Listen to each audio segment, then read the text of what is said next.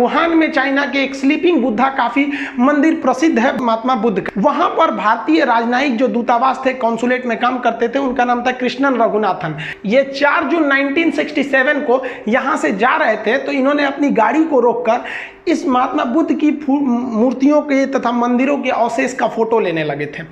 ये area military वाला एक छावनी का एरिया था।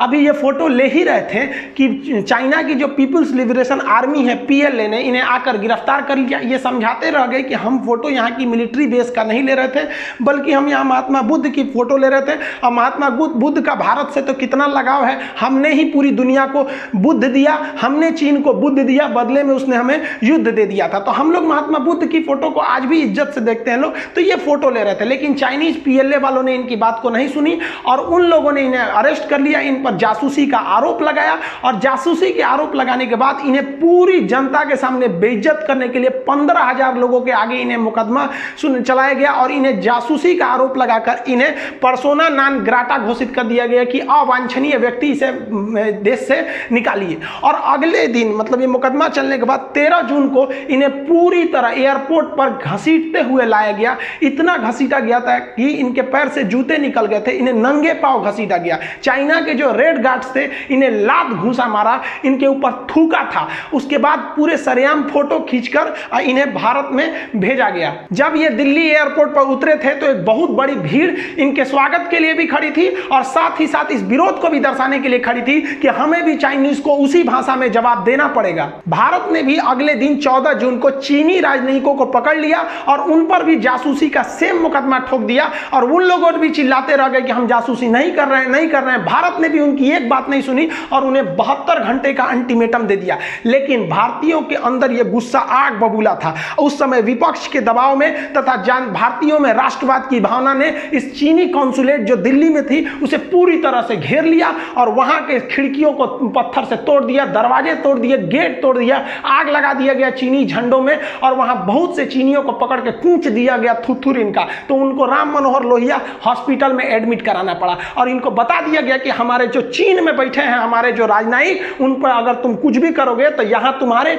जो राजनयिक दिल्ली में बैठे हैं वो बचकर नहीं जाएंगे। भारत के इस घटना ने जो दिल्ली में उनके राजनयिकों पर हमला किया था, इससे चाइना आग बबूला हो गया और चाइना को लगा कि वो बहुत बड़ा पावरफुल है। उसने भारतीय राजदूतावास जो थी वहां पर उसको घेर लिया और उसके अंदर 63 भारतीय महिलाएं भी थी, उसमें बच्चे भी थे, उन सबों को परिवार के साथ घेर लिया और चीन की जो रेड गार्ड्स थी पूरी तरह से घेर ली। चीन के लोग भी यहां पर तोड़फोड़ करने लगे, यहां के खिड़की दरवाजे तोड़ दिए गए, यहां पे भी थोड़े बहुत आगजनी किए गए। लेकिन यहां चीन ने वो चाल किया कि यहां पर सप्लाई लाइन रोक दी गई। जो छोटे बच्चे थे उनके लिए जरूरी नाश्ता, खाना, दूध, पानी, ये सबको भी सप्लाई रोक दिया गया। और हद तो तब हो गई जब वहां पर अमेरिका, ब्रिटेन, जापान जैसे देशों के भी दूतावास थे, उन लोग भी क्या किए कि अपनी मदद से भेजे कि उस सामान के अंदर जो लोग हैं वो लोग भी कुछ खा पी ले।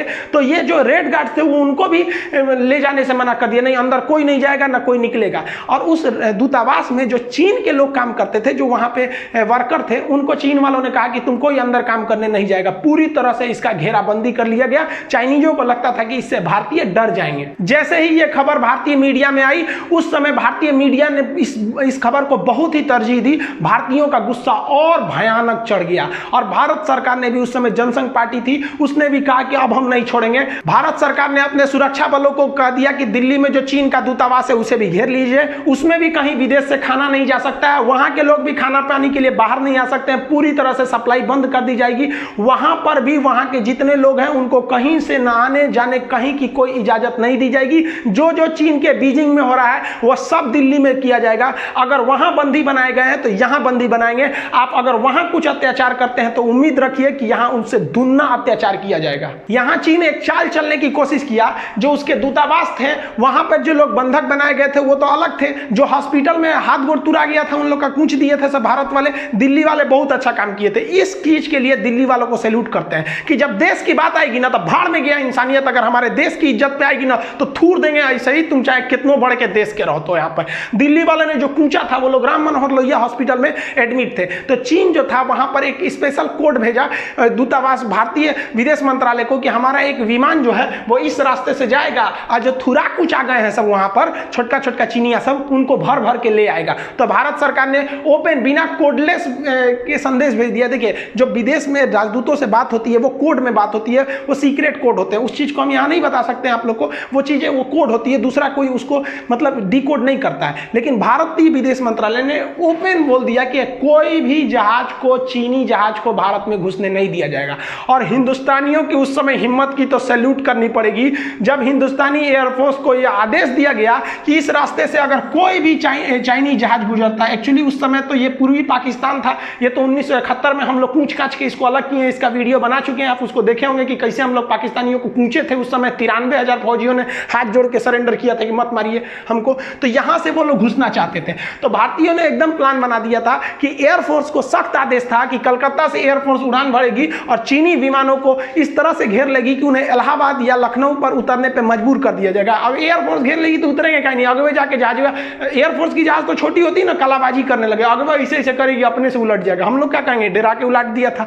तो ये लोग चीनियों को था। दूसरा कि अगर ये लोग ढिठाई करेंगे तो भाई हम लोग किसी पे डायरेक्ट हमला भी तो नहीं कर सकते, सिविल एयरपोर्ट है, कोई मान लीजिए कोई लड़ाकू जहाज तो भेजा नहीं था, वो सवारी वाला था। अगर दिल्ली पहुंच भी जाता है तो भारत के पास एक और रास्ते थे कि ससुरा का पेट्रोल नहीं भरने दिया जाएगा, अब ले तो ढकेल के नहीं ना ले जाएगा यहाँ पे। तो ये रास्ते थे। चीनियों को पता चल गया कि भाई साहब ये तो भारत वाला सब एकदम भड़क गया है, सब 1962 नहीं है ये तो अब तो गड़बड़ कर देगा। तो चीनियों ने डर के मारे जहाजिए नहीं भेजा, उसके पायलट आने से मना कर दिए, नहीं जाएंगे, वहाँ एयरफोर्स तैयार है, हम लोग को इससे लड़ेंगे, हम लोग एयरफोर्स मार देगा सब, इसको दिक्कत हो जाएगा। चीन वाले आए ही नहीं सब। तब चीन को समझ में आ गया कि हम भारत को एक बार धोखा दे सकते हैं, दोबारा धोखा नहीं दे सकते हैं, हम सबको सजग रहना चाहिए। पाकिस्तान और चीन पर भरोसा करना और उनसे दोस्ती रखना मतलब अपने बेडरूम में सांप को सुलाना है। इस साले कब काटेंगे सब किसी को नहीं पता है, ये पैदे इसीलिए हुए हैं सब ताकि इनको धोखा दिया जाए। चीन को उसकी औकात समझ में आ गई कि अब हमारे जो राजदूत जो फंसे हैं सब दिल्ली में, आधा तो हॉस्पिटल में, आधा दूतावास में है सब। अब भारतीयों का गुस्सा एकदम बढ़ते जा रहा था। तभी खबर आई कि चीन ने भारतीय दूतावास जो चीन में है उसकी जो घेराबंदी की थी उसे हटा दिया गया, खाने पीने की सप्लाई फिर से चालू कर दी गई।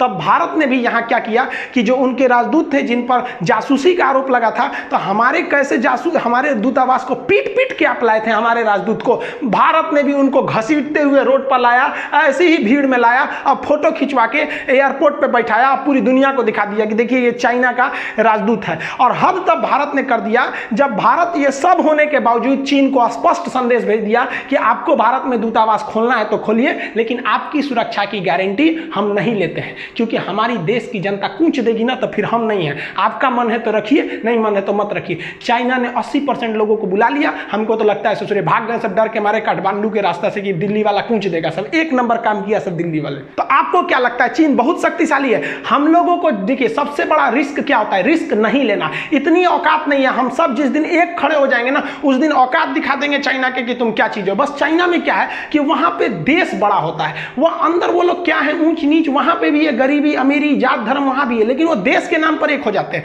हम लोग को क्या है कि भाई साहब हम लोग किसी किसी के क्या है अंधभक्त है और किसी के अंध विरोधी है, मतलब वो कुछ करेगा हम ससुरा का विरोध करेंगे, और कुछ ऐसे भी लोग हैं कि कुछ भी करेगा तो समर्थन करेंगे। ऐसा नहीं है, जब देश की बात आनी चाहिए तो हम सबको एक हो जाना चाहिए। आप कमेंट करके बताइएगा कि भारत के लोगों ने जो कूचा था 1967 में वो ठीक किया था कि नहीं, और क्या 2020 में भी गलवान में घुस के कूचना चाहिए कि नहीं कूचना चाहिए। हमारे हिसाब से तो मोदी जी को कहना चाहिए कि एक बार छूट दे दीजिए गलवान जाने का, ससुरा कूच के आ जाएंगे लोग, एक नंबर रहेगा। 1962 से लेकर आज तक दहल रहा है दिल में, कितना देर से आग लेके रखेंगे। ज्वालामुखी जो होता है ना उसको फटना जरूरी होता है, नहीं तो एक दिन बड़ा भयानक विस्फोट कर जाता है। अरुणाचल प्रदेश से लेकर लद्दाख से लेकर हम सबको साथ खड़े रहना पड़ेगा। और बहुत हम हाथ जोड़ के आप सबका धन्यवाद देते हैं जो चाइनीज सामानों का बहिष्कार किया, तो गवर्नमेंट को इतना मनोबल मिल गया ना कि गवर्नमेंट को एकदम विश्वास हो गया कि नहीं हम अब चाइना से युद्ध भी कर देंगे ना तो पब्लिक हमारे साथ में है। ये चीज बहुत बेहतरीन है। राष्ट्र के पहले हमारा राष्ट्र होना चाहिए, पहले हमारा राष्ट्र, बाद में कुछ है हम हैं, पहले हम हिंदुस्तानी हैं। और ये भावना रहेगी ना तो चीन को हम लोग 2030 तक उनको बढ़िया से उनका सबक सिखाएंगे। उनका दूसरा सबसे बड़ा पार्टनर हम लोग बन जाते हैं लोग, और हमारी जमीन को कब्जा करेंगे। जो 1967 में हुआ वो 2020 में भी वही खोज रहा है।